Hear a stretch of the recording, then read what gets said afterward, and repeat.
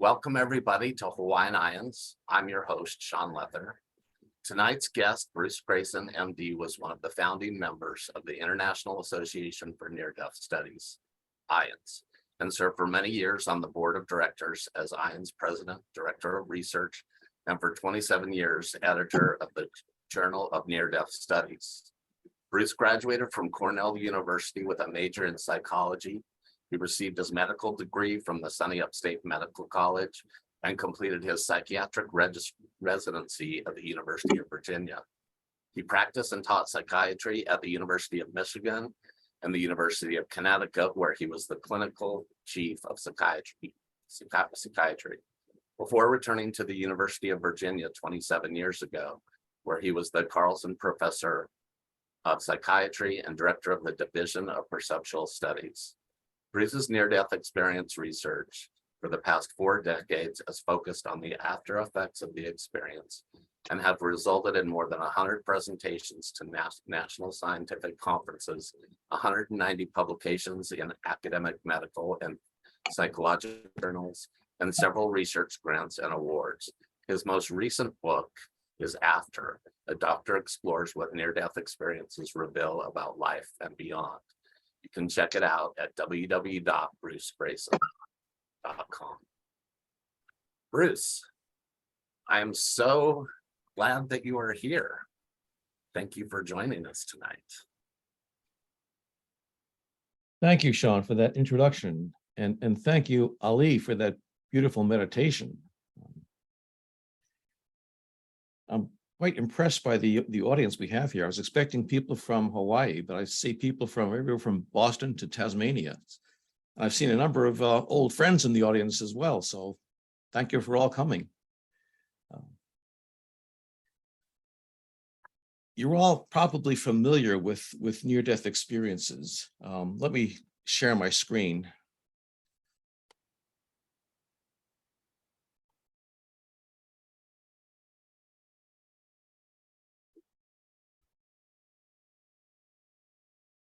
So I know most of you are familiar with near-death experiences, but I want to just run through briefly my way of conceptualizing them so we're all sort of on the same page.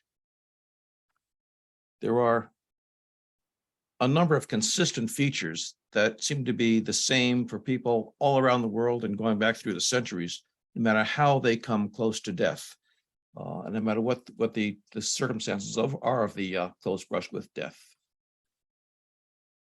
There are certain changes in thinking that occur consistently. Your thoughts become more rapid and clearer than they usually are.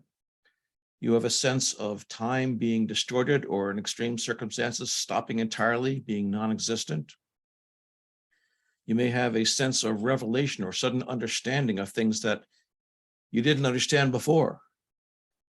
And you may have a life review in which various scenes from your life, sometimes your entire life, will come flooding back to you. And in some cases, it's not only through your own eyes, but through the eyes of other people who are involved in these incidents as well. There are also consistent changes in feeling or emotional state in the NDE, a feeling of overwhelming peace and well-being, a sense of joy, a feeling of cosmic unity or being one with everything, and an experience of being unconditionally loved, often by some being of light. There are also consistent features that are sort of anomalous or paranormal. Your normal senses like vision and hearing are unusually vivid. People report seeing colors they'd never seen before on Earth, hearing sounds they'd never heard before. They report frank extrasensory perception, becoming aware of things that are far away from the body or outside the range of their physical senses.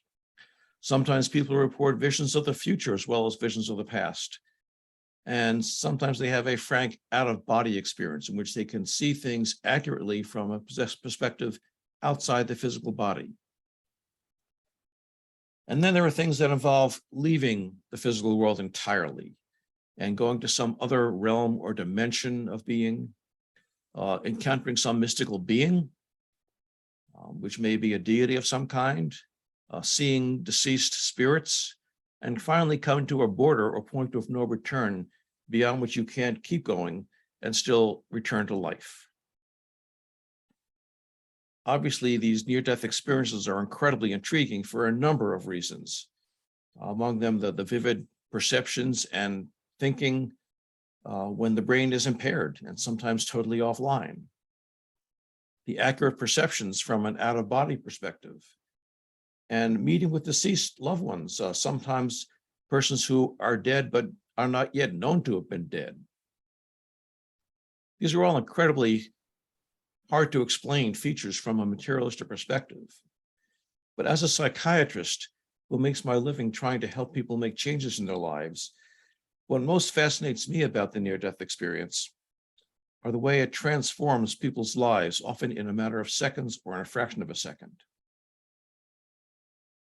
90% of the people in my near-death research say that their attitudes and beliefs have been dramatically changed. And half of those report that the changes continue to increase after the near-death experience is over, sometimes increasing for years.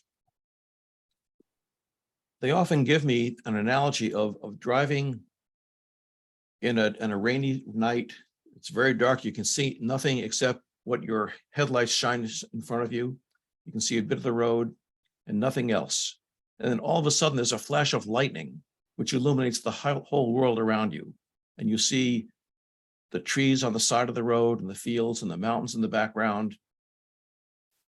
You see the whole world lit up. And then the lightning ends. And you're back to your limited vision again of what the headlights show you. But you don't forget. You know what you saw, and you forget. You know that it's still there. And that's the way near-death experiences talk about their NDE. I'm no longer in that realm, but I remember what I saw there, and I'm never going to forget it. They report changes in the perception of themselves, in their relationship to others, in their attitudes towards life and death. And often these changes are so profound and pervasive that they seem like they're a total transformation. The people are almost unrecognizable.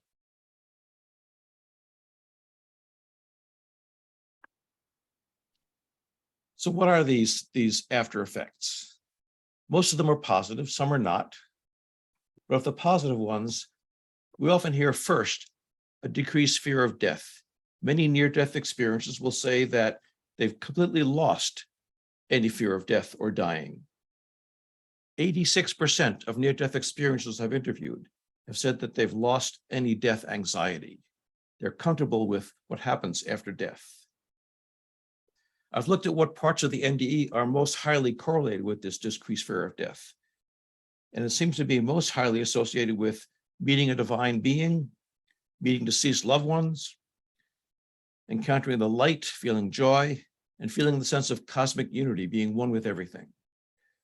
To my surprise, it wasn't particularly associated with being out of the body. I would have thought that leaving your body and finding you're still alive would decrease the fear of death, but that didn't seem to be as important as the other features I mentioned. Now, as a psychiatrist, when I first heard that NDEs take away your fear of death, I worried that if we tell people about this, that there's nothing to worry about in dying, nothing to be afraid of, that's going to make people more suicidal. So I did a study of this, and I interviewed people who were admitted to my hospital after a suicide attempt. And I compared those who had a near-death experience as a result of the suicide attempt and those who didn't. And what I found, to my surprise, was that those who had a near-death experience were much less suicidal after the suicide attempt than people who didn't have an NDE. That seemed counterintuitive since they no longer were afraid of dying. And I'd known a lot of people who were prohibited from trying to kill themselves because they were afraid of what might happen after they die. So I asked the near-death experiences to explain to me, why are you no longer suicidal? And they said things like, I still have the same problems I had before I made my suicide attempt. But now I've got a different perspective on things. I see myself as part of something greater than myself. And the problems that I have as an individual seemed so petty. They also saw a meaning and a purpose to everything that happens to them, so that their problems no longer were something to run away from, but something to deal with and try to learn from. They also said that now that they're not afraid of dying, they're also not afraid of living to the fullest. They're not afraid of taking chances because what's the worst that happens? You die. So they end up having a much more enjoyable and fulfilling life because they're not afraid of living to the fullest. Along with the decreased fear of death, most of them say they have an increased belief in life after death. No matter what they had experienced in the NDE, they all seem to believe that we are continuing after death. Death is not the end. They also seem to have an increased self-esteem. 2/3 of the near-death experiences I interviewed said they now understand that they are loved and valued by something greater. And they also have a better mood as a result of that. 3/4 said that they are now calmer and more likely to help others. They also report having an increased sense of meaning and purpose in their lives. They felt they were sent back because of some particular purpose that was assigned to them from something greater than themselves. And they also report a greater sense of spirituality in their lives. And what they mean by this is a greater sense of connection to other people, to the natural world, to the divine. They tend to see the divinity in themselves and in other people as well. And I've heard these same changes from people who were atheists before the NDE. They too report an enhanced sense of spirituality after the NDE.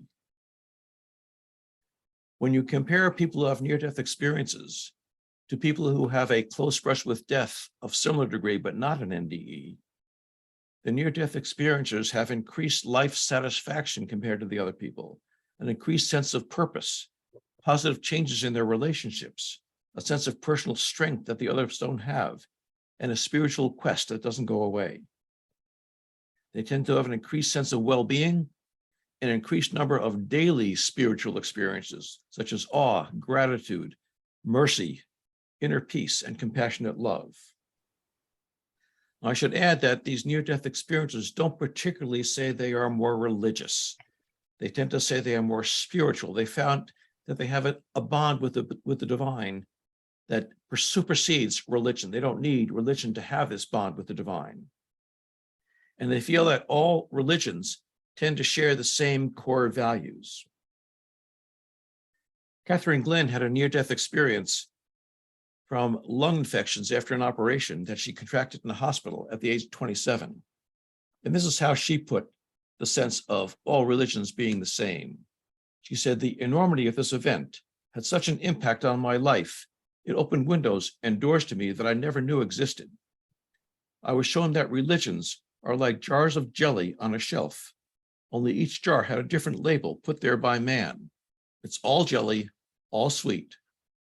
There are many paths up the mountain to reach God, and it really doesn't matter which one you take, because when you get there to that mountaintop, it is all the same love, light, peace, harmony, gratitude, wisdom, truth, and victory for everybody. There are no religions in heaven, just jelly." There are other positive after effects that people reportedly see, and one is they come back living by the golden rule. The golden rule being do unto others as you would have them do unto you, which is part of every religion we have on this planet. But for near-death experiencers, they say it's not just a guideline we're supposed to follow. They experienced it in their NDEs as a law of the universe. Let me give you an example of this. Tom Sawyer had a near-death experience when he was in his mid-30s, when a truck he was working under that he had jacked up fell and crushed his chest. He had a very elaborate near-death experience, but one part of it was a very vivid life review.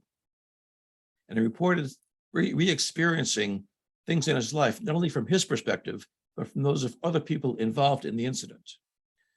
And one particular example that stood out to me was when he was a teenager. He was driving his truck down the street, and an intoxicated man ran out in front of his truck and almost hit the truck.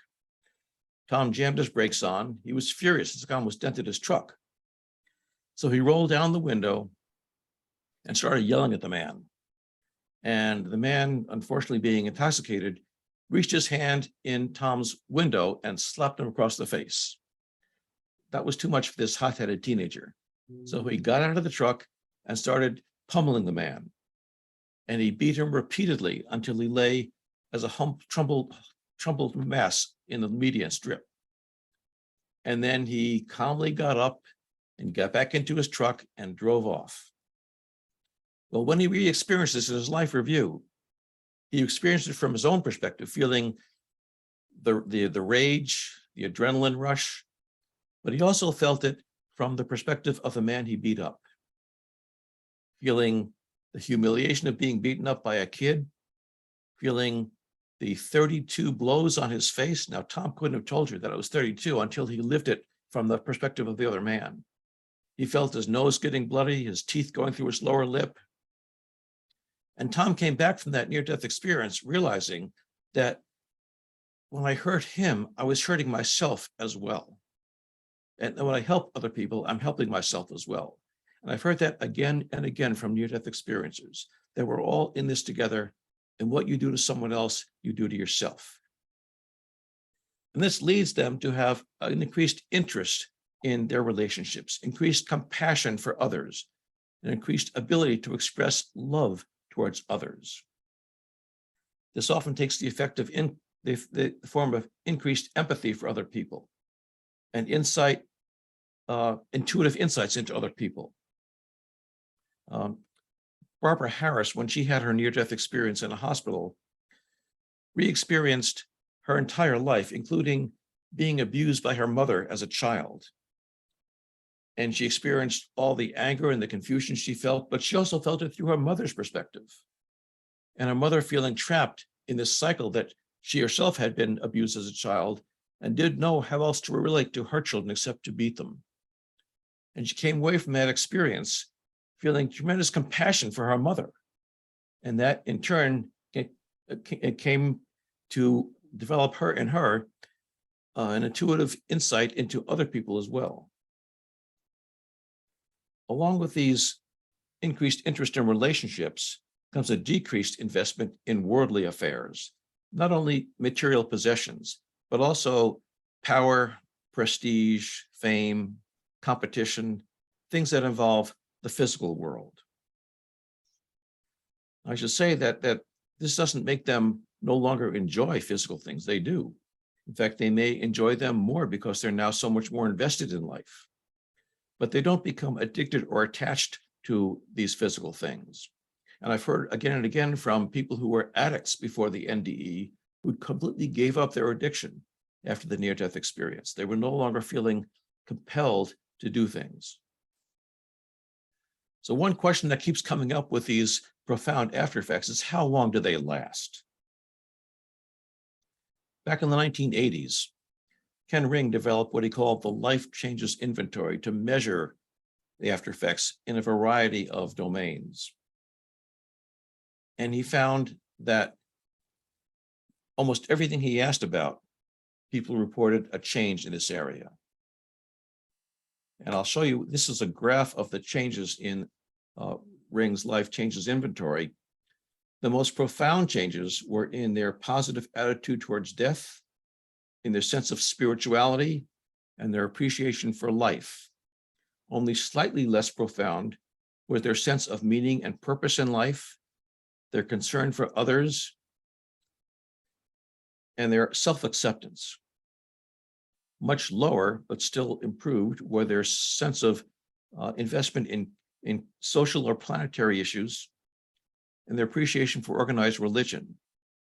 The only thing that was not increased was their interest in worldly matters, which was dramatically decreased. I gave this scale to a number of people over 100 near-death experiences in the 1980s. And then in this century, in the 2000s, I went back and tracked down as many of them as I could, and I gave them this same scale again. And what I found was that there's absolutely no difference. These after effects have not diminished at all over that 20-year period. Another question that often comes up is, are these changes due to the NDE or just to coming close to death? Because that alone is a traumatic thing that makes you rethink your life. Well, it's true that people who almost lose their lives tend to appreciate life much more than they did before. But they don't lose their fear of death. In fact, they often become more afraid of death than they were before because they almost lost their lives. And that makes them more cautious in the way they live their lives and more controlling in trying to maintain control over the circumstances of their life. That leads to increased anxiety, increased depression, and post-traumatic stress, things you don't usually see after a near-death experience. Now, it's true that not all the after effects of NDEs are positive.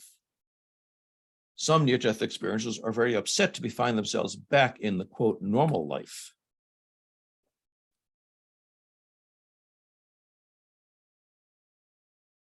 So what are these negative after effects? What we often hear most often is a reaction to being back here again, either being angry, sometimes angry at God, sometimes angry at the doctors who brought you back, or just a feeling of sadness about having lost that world of the NDE and the unconditional love there and finding yourself back in this imperfect earthly world where love seems to be conditional. I love you because of such and such, or I love you if you such and such. They often feel confusion sometimes. Is the world of the NDE the real world and this is just a dream? Or is this world the real world and the NDE are just a dream? Or are they both real somehow? And I know I was sent back for some purpose, but I don't know what that is. So how can I find out what my purpose is? There's also often an inability to resume your former rules because what seems to be important in your life has changed from what it used to be. This is particularly true in people who lead a violent life or a very competitive life. Let me give you some examples of this. Joe Girassi was a police officer who had an NDE when he bled out after was supposed to be a routine surgery. And he lost so much blood that he had a heart attack. He had a beautiful near-death experience, but when he came back from the NDE, he found that he wasn't able to shoot anymore. He couldn't shoot his gun even in self-defense. So he had to give up his career as a police officer, went back to school and trained to be a high school teacher. I've heard the same thing from career military officers who found that after an NDE, they could no longer shoot. I had the opportunity to interview somebody who was in the mafia. Mickey was not a hitman, but he was what they call a bagman. He would collect money from the gambling and the prostitution rings. But in that course of his job, he had to abuse a lot of people. And he had a near-death experience just due to a heart attack. But when he came back from that, he found that life didn't make any sense to him anymore. It didn't make any sense to abuse other people if he was hurting himself as well. So he ended up leaving that life. In my naivete, I thought once you're in the mafia, you don't get out, but they were happy to let him go. He was of no use to them anymore. And he ended up becoming a counselor for domestic abusers and for delinquent boys. I had the opportunity also to interview his girlfriend, or his former girlfriend, who was very disgusted with him and said that Mickey no longer cares about things of substance, by which she meant money, fast cars, nice clothes. So she didn't want any part of him. And I've heard this same type of story from people who were cutthroat businessmen who came back from an NDE feeling it makes no sense to get ahead at someone else's expense. And they either change the way they do their work or they leave business entirely and go into some helping profession like healthcare, teaching, social work, clergy. Many NDEs also find that when they come back from the NDE and they try to talk about their experience, they face ridicule or rejection or misunderstanding. And many say that they were referred to a psychiatrist because they were thought to be crazy. Many people come back from a near-death experience with their experience of cosmic unity, being one with everything, and find it's hard to maintain the boundaries that we're expected to maintain in our everyday normal life. One example of this was Joe Girassi, the police officer who trained to be a teacher. And he was repeatedly being chastised by his principal for getting what they said was inappropriately involved in his students' lives, trying to help them out in ways that they didn't think a teacher should. It's violating the boundaries. Many near-death experiences also report trouble with electromagnetic devices after their NDE. They feel like they are brimming over with energy that interferes with devices. And this often is with batteries, car batteries, flashlight batteries that seem to go dead when they try to work them, with light bulbs going out when they walk by them. But I've heard a whole lot of things from people about different electromagnetic devices. For example, one person said when he tried to walk into a store that had doors that open with electric eyes, when you walk into it, it wouldn't work for him. It didn't recognize him as being a person. These negative after effects are the most common reason that near-death experiences seek help after an NDE. Not the experience itself, but how it's changed their lives in ways that are difficult to deal with. We've found that the most effective way of helping people deal with these after effects is with support groups composed of other near-death experiencers, many of whom have had the same types of after effects and have found different ways of dealing with them. And there are more than 50 of these in the US, and there are many more in other countries as well. I should mention that the Hawaiian IANDS sharing group meets the third Tuesday of every month for a sharing group. In addition to the effects on the near-death experiencer, him or herself, NDEs often have dramatic effects on other people as well, such as the family of a near-death experiencer. And they often find themselves changing their attitudes and beliefs and behaviors just as the near-death experiencer has. On the other hand, sometimes they have difficulty accepting the experiencer, their new beliefs and new roles. Some people have claimed that up to 65% of near-death experiencers' marriages end in divorce because the family is not able to accept the new roles of the experiencer. I mentioned Tom Sawyer, whose truck crashed on him. His wife got very disgusted because they desperately needed a new couch. He couldn't care less about that kind of thing. Another fellow, Al Sullivan, who had a beautiful near-death experience. He was a truck driver who became quite spiritual after his NDE. And his wife complained to me that, she married a funny guy. She didn't marry an Old Testament prophet, and she didn't like the way he had changed. I've repeatedly heard from people saying that now that their spouse has had a near-death experience, they care as much or more about other people than about their family. I've known experiencers who, when a crisis came up, like Hurricane Katrina or the 9/11 disaster, they would just take off and go to help, leaving the family behind. I've heard children of near-death experiencers say, my mother doesn't love me more than the guy next door. She loves everybody, and I feel left out. So these are often very difficult for the experiencers' families to deal with. I should say that many of the near-death experiencer support groups also welcome into their ranks families as well, who can also talk about their difficulties in dealing with the experiencer and talk with other family members about how they've managed to deal with it. NDEs have also had a great effect on the researchers who study them. Raymond Moody actually did a study of this, of the way NDEs have changed the researchers. They often change their values. It certainly changes their understanding of how the mind and the brain interact. It makes them appreciate the limitations of the materialistic worldview that we all were taught in school.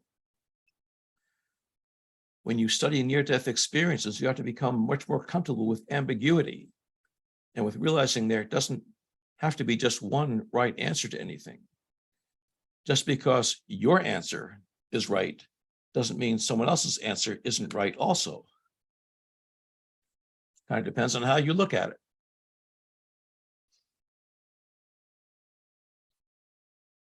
Furthermore, there have been several studies of classes of students who were taught about near-death experiences and how it's affected them.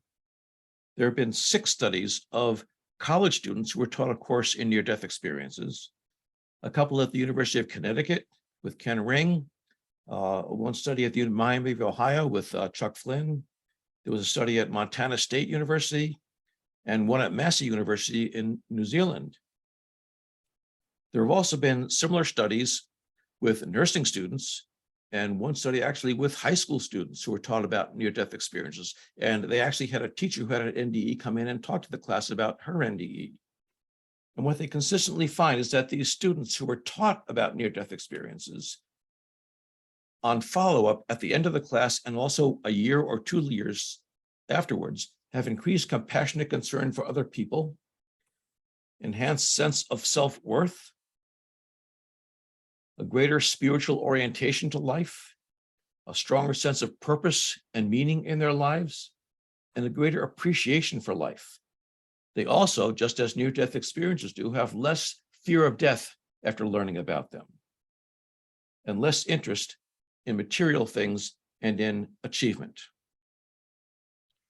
There have also been psychotherapists who've used information about near-death experiences in working with their patients. And what we consistently find is that talking to psychiatric patients about near-death experiences makes them less suicidal and helps them deal with grief and anxiety. So what can we all learn about the NDE after effects, not just the experiences themselves? One lesson is that NDEs are not about death so much, they're more about life. Certainly they do tell us what may happen after death, but they tell us more importantly about what makes a life meaningful and fulfilling. They also tell us that death is more about peace and light than about fear and suffering. Even people who have unpleasant near-death experiences come back saying that they are no longer afraid of dying because they know it's not the end. And they come back feeling that they can now change the way they live their lives to make sure they have a better near-death experience or death experience when their life is over. And they tell us that life is more about meaning and compassion than it is about wealth and control.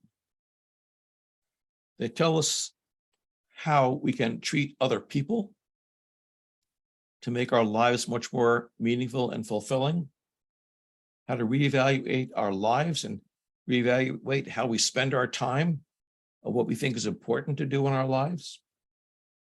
And they teach us how to connect with things in life that give us meaning and joy.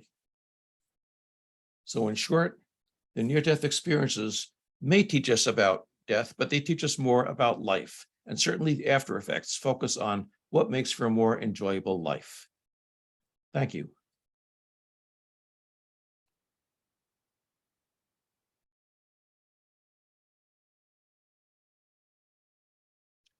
I think we've got plenty of time for questions, Shaun. Wow, thank you very much. You know, after I had my NDE,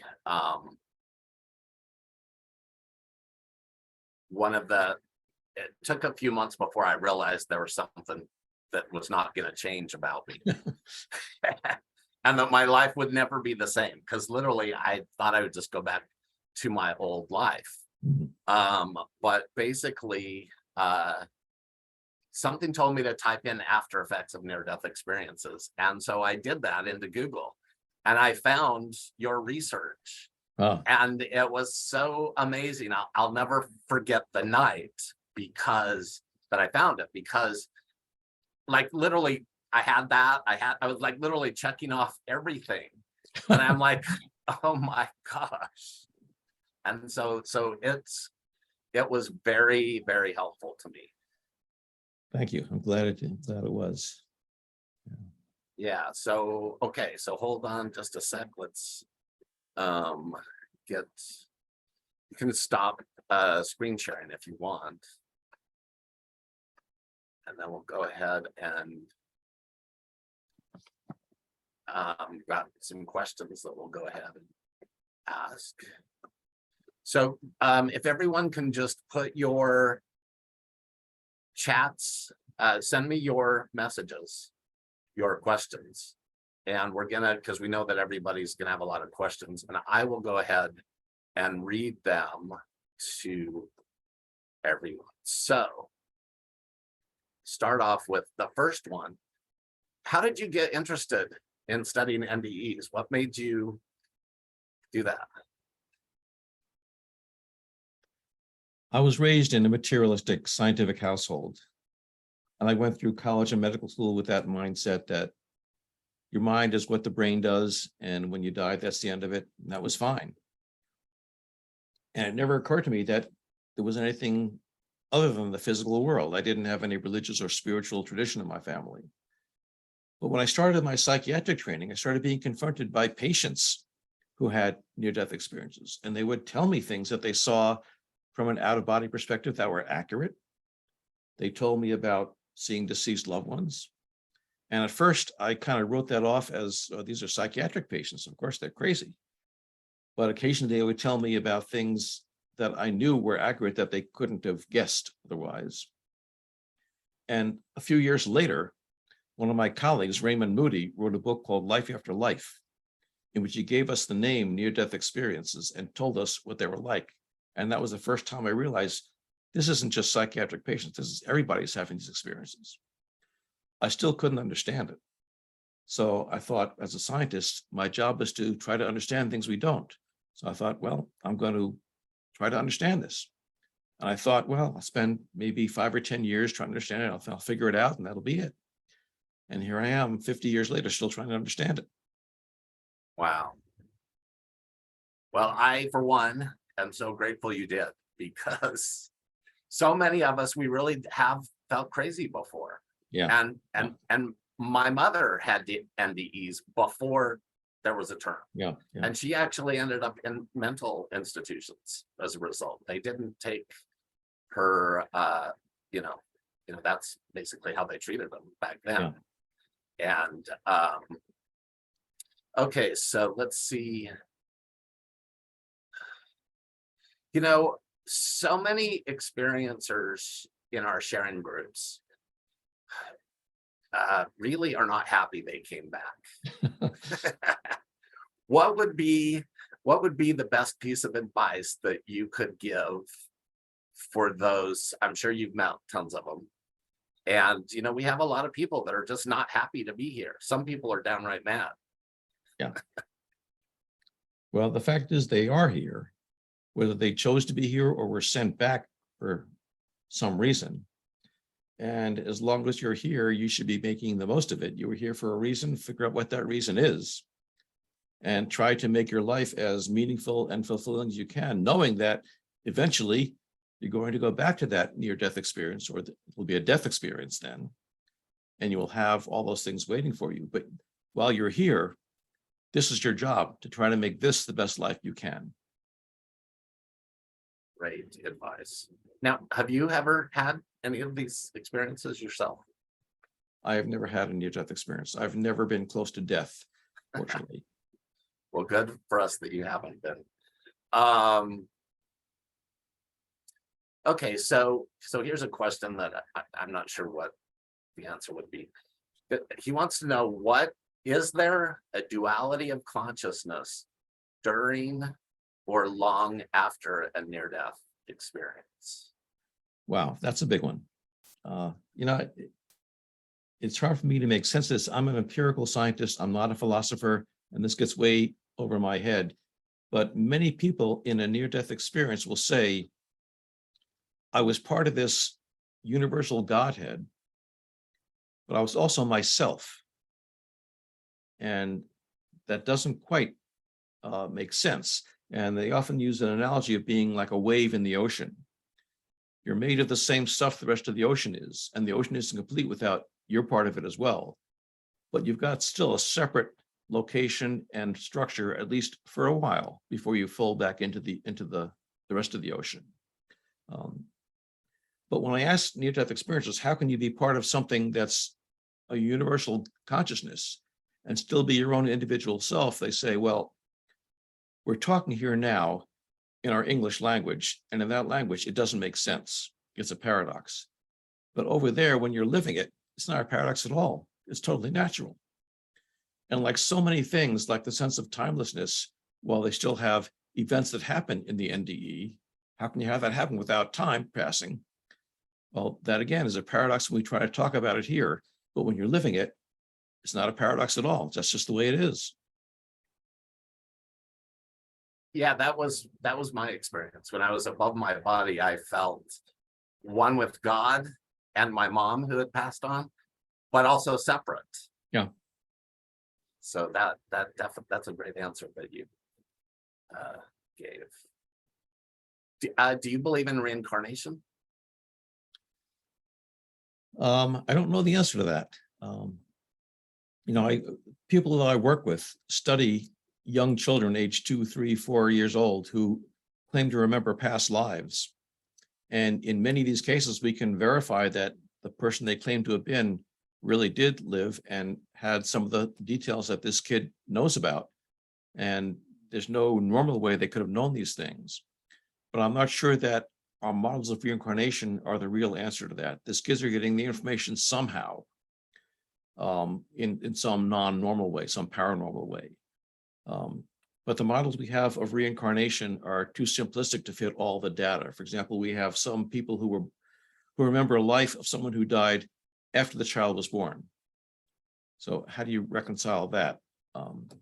We also have 2 or more children living at the same time who remember the same past life. And that doesn't fit to most models of reincarnation. So a lot of near-death experiencers you've seen have multiple. I know somebody who had 12. We have somebody in the group who had 4. Yeah. And what do you make of that? Yeah, I'm not sure. I can't say I know many of them. Of the thousands of people I've interviewed, I'd say fewer than 20 have had multiple NDEs. I've tried to look at the progression from one to the other, and there really isn't one. Sometimes they're identical, and sometimes they're dramatically different, and I can't really see a pattern to that. George Ritchie, who was the first person that told Raymond Moody a near-death experience, he was a psychiatrist, and he had 2 very profound near-death experiences. And he said for him, a near-death experience was having 10 years of psychotherapy in the blink of an eye. So I asked him, why did you have 2 experiences? He said, well, I guess I needed 20 years of psychotherapy.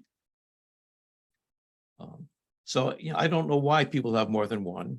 I've also talked to a lot of near-death experiences who had a beautiful experience, had another close brush with death, and nothing happened. And they're very, very disappointed in that. So I don't know why people have experiences and why some people don't, or why people have them one time and not another. We don't have the answer to that.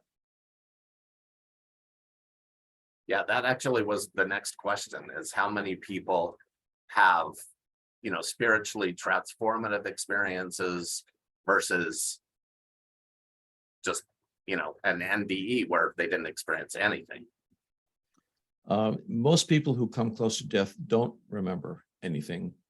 And some of those who do remember something don't remember anything that remotely like a near-death experience. They remember hearing some things in the operating room, for example.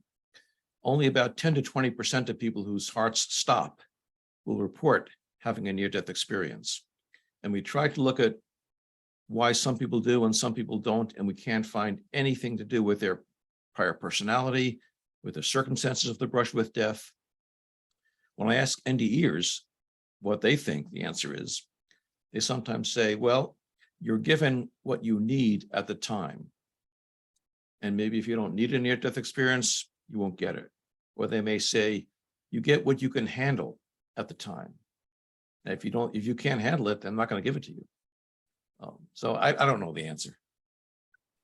Have you interviewed people who have had like Kundalini Awakenings and other spiritually transformative events that were similar to an NDE but weren't an actual NDE? And Yeah. Do you find that they're similar experiences or different?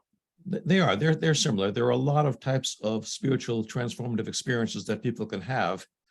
And most religions have some technology they developed to try to induce them, whether it's by fasting or by dancing or by drumming or through psychedelic drugs. But people have them under a variety of circumstances, and they can be just as transformative as NDEs.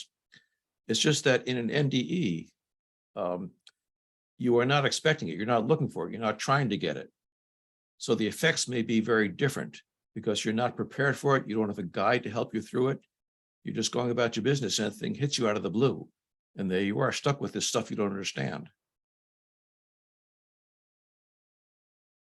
Speaking of psychedelics, what is your feeling on ayahuasca and other psychedelic experiences to produce near-death experience like? Yeah, there's been some research comparing the drug effects and the near-death experience. And while they are suggestive, I don't think I'm that impressed with them yet. People have looked at the words people use to describe psychedelic trips and near-death experiences. They find the words are very similar. Well, that doesn't mean anything. If you ask someone who's been in combat to describe what it was like, and then you ask someone who went to a movie theater and saw a war movie and ask them, what did you see and hear? They may use the same words, but nobody would think they're the same experience. And I think a psychedelic drug trip is like a mimic of a near-death experience. You can get the same phenomena, but you're not likely to have the same profound after effects. Now, I may be wrong about that because we haven't done the extensive research that we need to do with psychedelic drugs. And there may be some that produce genuine spiritual transformation. But part of the problem with taking drugs is that you're trying to induce it. And one of the things that I think is most powerful about an NDE is that you lose control. And you realize that without control, I feel even better than I did when I was in control. So I don't need to keep maintaining control over my life. I can let go and just go with what the universe gives me. But if you're trying to induce it with a psychedelic drug, then you're not really giving up control. You're trying to force it. And that may prevent you from having the full effect. Yeah, I found in a lot of our discussions in our sharing group that it's that act of surrendering. Yeah.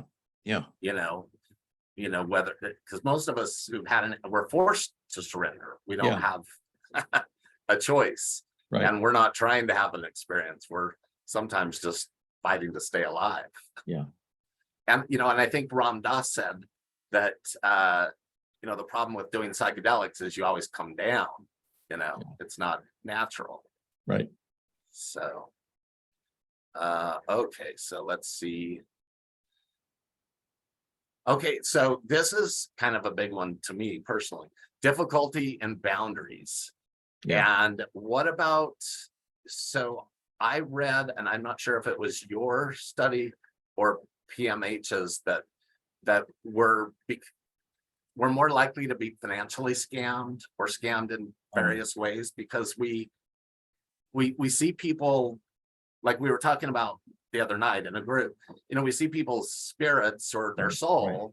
We don't see their bodies necessarily. And we don't even think that they're trying to manipulate us. What's your research show about that? Yeah, that was PMH Outwater's research that said that. But I think she's right. I think near-death experiences tend to be naive in that way. They see the best in everybody. They see the divinity in people. And sometimes people don't treat them well. And they're kind of sitting ducks for that. And looking at it from a particularly Western mindset, that seems like a bad thing. But if you're looking at it from a spiritual mindset, that's not bad. That's giving people the benefit of the doubt. It's encouraging them to be more spiritual. And it's approaching them with love rather than with suspicion. Yeah, for a while, I had so little fear. I mean, I had to be careful that I'd walk in front of a bus even. I was just pretty much in Never Land for a couple of years. And I experienced being scammed once or twice. Whereas in my previous life, I never experienced that. Okay, let's see. So in your book After, which is an amazing book, I'm so glad, and hopefully you guys, if you haven't read it, that you will. You can just go to his Dr. Greyson's website to for links to order it. But since you wrote that, do you think you've changed a lot of people's minds about NDEs? Like, have a lot of people written to you and maybe said that, you know, their views of them have changed since then? There are some, yeah. But you know, I think people whose minds have not been changed wouldn't write me. So I'm not hearing a fair sample of it. Most of what I get, though, are from experiencers and family members who say, "Thank you for explaining this to me." It's not that they were convinced that they weren't convinced before, but now they understand it better. Right. So how many years on average did you say that it takes NDEs to integrate? I never put a label on that. Oh, you didn't say a certain time frame? PMH Outwaters said 7. And I don't find that in my research. I think some people come back and right away they've got it integrated, and some people go decades trying to struggle with it. And it kind of depends partly on what you were like beforehand. If you were very spiritually oriented beforehand, you may just adopt this and say, "Oh, of course, this is natural." And other people may have a more difficult time integrating their lives into the new way of being. How about distressing near-death experiences? Have you had many clients about those? Yeah. And what would you say about them? There are definitely some unpleasant experiences. Most people who have studied this say that between 1% and 5% of near-death experiences are unpleasant. But it's so hard for people to talk about those experiences that we may be underestimating them. There may be people who don't want to talk about their unpleasant experiences. There may be a lot more out there than we know about. But you mentioned before surrender, and that plays an important role in the unpleasant experiences, because many people go into an NDE with this controlling, obsessional personality. And in the near-death experience, you don't have control. And that's what's terrifying about the experience for these people. And they may describe the same things that people who have blissful NDEs describe, but they're terrified of it. And they will fight against it and try to, get back in control. And at some point, they may finally get exhausted and just relax and just let go. And then it becomes a blissful experience for them. So it's the resistance that makes it unpleasant for those people. I know that well, because when I was put on the ventilator and had to stay on it, I was resisting for quite a while. And then I just finally let go. It's like, can't do anything. I'm strapped down. So, okay. So what about,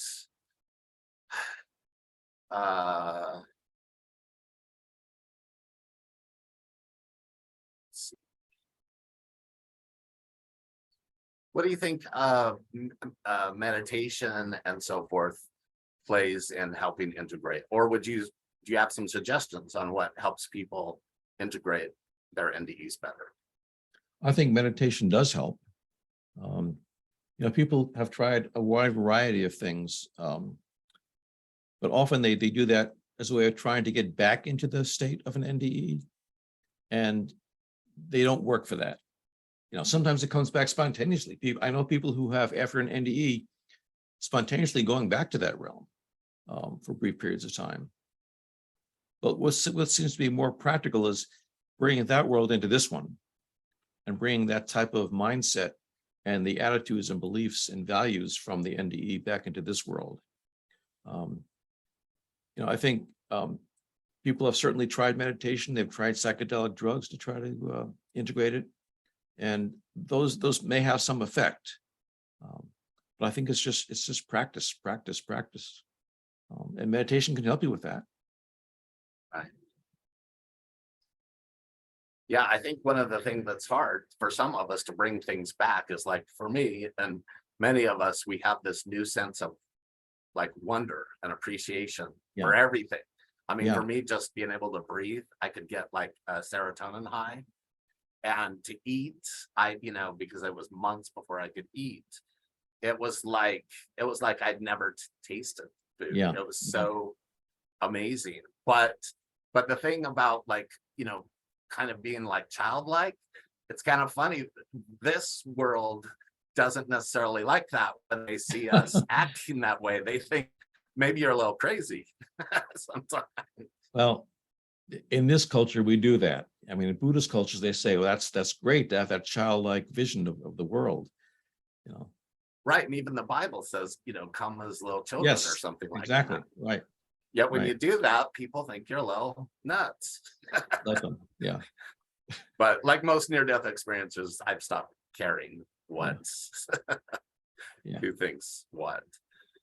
Okay, so does your experience with NDEers make you think that what is taught in medical schools about human physiology needs to be updated with a more Eastern approach, considering the placebo effect in drug trials and the fact that people have woken up in morgues? Should spirituality be more of a consideration in Western medicine, in your opinion? I definitely think it should, and it is happening. There are more and more medical schools, and I know a lot more nursing schools that are teaching about near-death experiences specifically, but also about spirituality. Because doctors are recognizing now that this is very important to patients, and that it affects how the patients view their illness and how they regard medical treatment for their illnesses. Unless you understand the patient's perspective on that, you're not going to be a very good doctor. So I think it's important for doctors and nurses and other healthcare workers to understand how important spirituality is in many people's lives and try to incorporate a spiritual aspect into their treatment of the patients. Okay, let's see.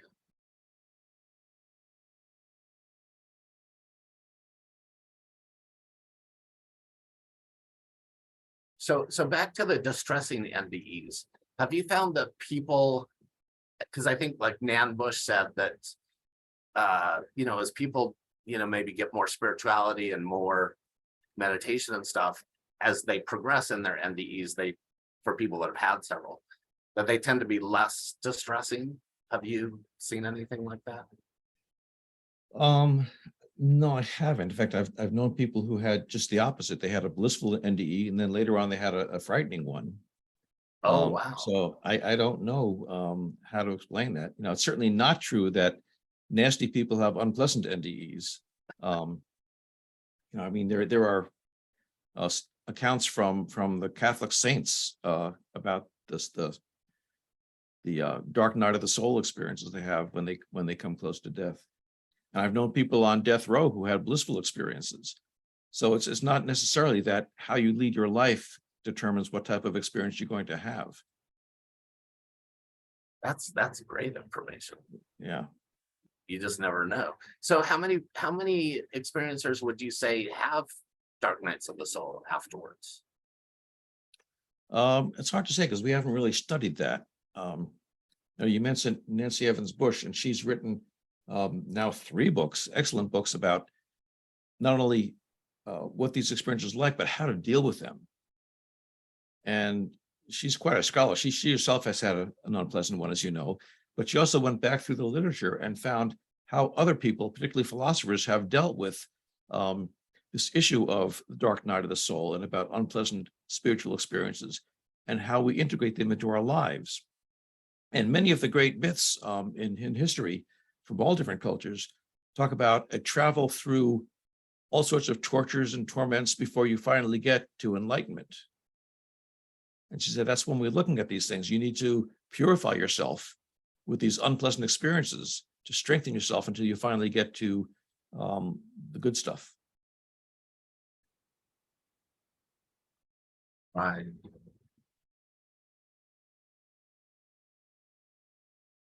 Okay, I'm just going through the list.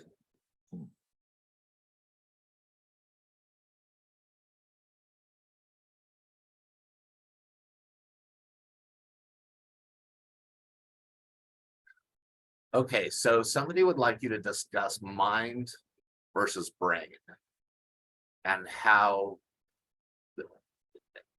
how that might be different during a near-death experience. Yeah. Well, obviously, in everyday normal life, the mind and the brain seem to be connected. When you get intoxicated, that affects your thinking. When you get hit on the head or have a stroke, that affects your thinking. But there are a number of circumstances in which this connection between the mind and the brain seems to separate. And one of them is the near-death experience. When people can have their brains being either totally anesthetized or being compromised by physiological things, and yet their thinking becomes clearer than ever. And they reported the most clear perceptions that they've ever had when the brain is not capable of doing anything, let alone having a vivid experience. But the NDE is not the only experience like that. There's something called terminal lucidity, in which people with end-stage dementia who haven't recognized their family for years, couldn't communicate, suddenly become totally lucid again, carry on coherent conversations, recognize family, and then they die, often within hours or sometimes days. And we have no medical explanation for that. You don't regenerate brain cells that have been killed off by Alzheimer's disease, for example. And yet it happens. It's like the mind is being released from the brain when it gets deteriorated enough. In the last 10 or 15 years, we've been doing neuroimaging of brains during psychedelic drug trips. We used to think that the way these drugs work is by stimulating the brain to hallucinate. And what we find consistently in study after study is that the more elaborate mystical experiences with drugs are associated with a decrease in brain activity. So that, again, it's the matter of the brain getting out of the way so the mind can then flourish. So we have to account for somehow for the fact that mind and brain seem to be connected in daily life. And obviously, it's not that the brain creates the mind, because when the brain is not functioning, the mind is still there. But there's an alternative theory that goes back at least 2,000 years. Hippocrates wrote about this. He said the brain is the interpreter of the mind. And that's been carried through the centuries by different people who have been either clinicians or philosophers who said that the mind is out there and is experiencing all sorts of stuff. But the brain, being a physical organ that evolved to help us survive in the physical world, receives all this stuff from the mind and filters out what's irrelevant. That is, what doesn't help us find food and shelter and a mate and avoid predators. And stuff like communing with deceased loved ones or with God doesn't help with that. So just filter that stuff out. And that's what the brain does. It's like a radio receiver. If you didn't have the filter of the radio receiver, there are thousands and thousands of radio stations out there. If you tried to listen to them all at once, you wouldn't be able to understand any of them. So what the radio receiver does is just tune in one particular frequency and filters out the rest. And that's what the brain does. The brain filters out stuff that your mind is doing and just lets in the stuff that's immediately relevant to physical survival. So a lot of people, like in my case, went without oxygen for a long time. And so it does cause some issues with the brain, but the brain can rebuild itself, right? From that. Yeah. To some extent. The brain can't regenerate brain cells that have died, but other parts of the brain can take over some of the effects of the dead brain cells and bring back some function. Yeah, I found, and I think, and a lot of other, I just say I don't retain useless information anymore. I've found a lot of people that like that literally they don't remember a lot of stuff, insignificant stuff anymore. Yeah. Which, I think frees us up better. So what percentage, or do you get a lot of patients that come back with gifts like psychic, they can communicate with the other side, or other gifts? Do you have? A lot do. I don't know exact numbers because many people don't want to talk about these things in public. But I've known a lot of people who came back with healing gifts, both healing themselves and healing other people. I mentioned before the electromagnetic effects, and that may be the same process, that people interfere with electromagnetic fields, and maybe that's how they heal other people as well. But many people come back still in contact with the divine and that connection doesn't go away, and they feel like they're forever after in direct contact with God or some other entity that gives them guidance and reassurance. And some continue to have visitations from deceased loved ones after the NDE. Do many come back as staying atheist or agnostic? I don't know any who've come back as an atheist. I know some have come back and said, my brain can't process this. I don't know what to think. That is fascinating. It's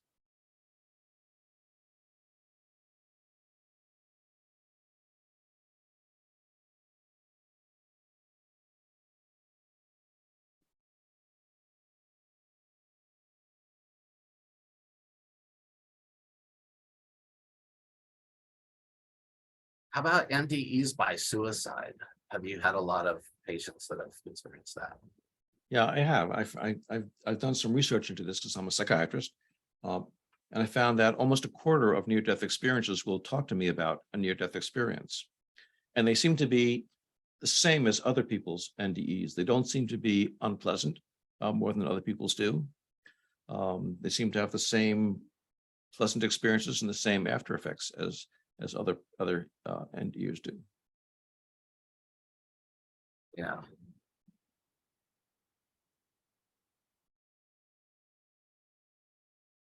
What percentage of people would you say said they saw Jesus or angels? Yeah, a lot do, but I have to qualify this because people from a Western culture may use that word, and people from a Hindu, Buddhist culture will not use that word. But people all over the world will talk about this warm, loving being of light that radiates unconditional love and makes them feel comfortable. And many people I've talked to here say, I'm going to use the word God for this, so you know what I'm talking about. But this isn't the God I was taught about in church. It's much bigger than that. Yeah. Yeah. Do any of them think that Well, what some they do. experienced was the same as the Bible?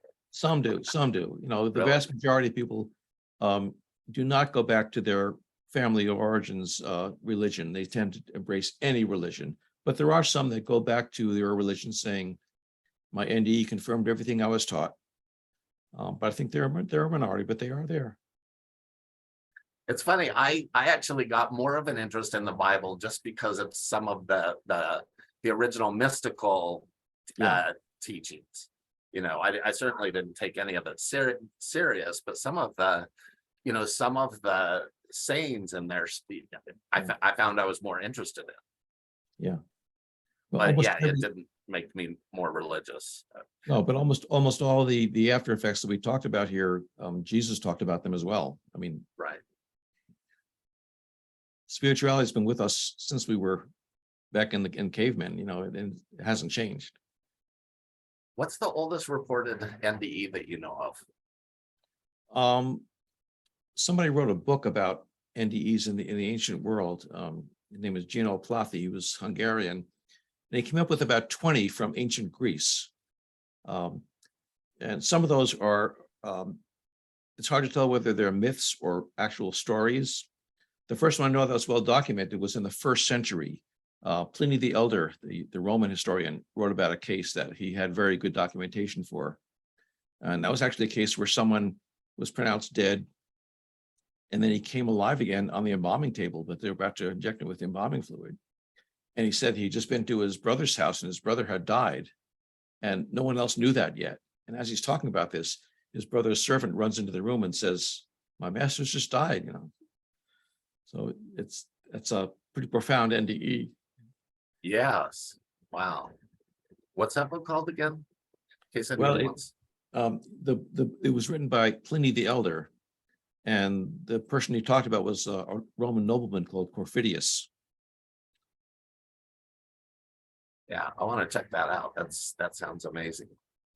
So do you have any final words that you would like to say to our group? And also, are you working on another book, or what are you doing next? Well, I'm doing a lot of research, And actually, most of our research now is focusing more on the after effects and actually the unpleasant after effects, and what makes people seek help, what type of help they seek, what type of helpers they seek, and what things seem to be most effective in helping people and what things are not effective. We're also doing some research with healthcare workers, looking at what they think are the barriers to healthcare workers taking this stuff seriously. And then from that, we're going to design better programs for teaching healthcare workers about NDEs and spiritual experiences. That's going to be really nice. So I just have to say thank you so much. Well, thank you, It's Shaun. been a wealth of information. We have tons of positive comments, which I'll send you a copy of for you to look at. And people can write to you at your website if they Yes. have, yes. And your is your research with people still, or more doing data? Like, do you actually still research NDEs? I do. I'm officially retired and I'd have less and less time to do this, but I've got other people who work with me, younger folks who are keeping up with the research. So we work together on these things. Wonderful, wonderful. Well, again, I want to thank you so much. It's been a huge honor for all of us. And thank you, everybody, for joining us. Yes. Have a great night. And there will be a replay on our YouTube channel soon. And sorry to the people on Facebook who didn't get to see us live. We will get that fixed for next week. Thank you, Shaun. Thank all of you for being here. Our pleasure. Aloha. We will see you all next, the sharing group in 2 weeks. Aloha.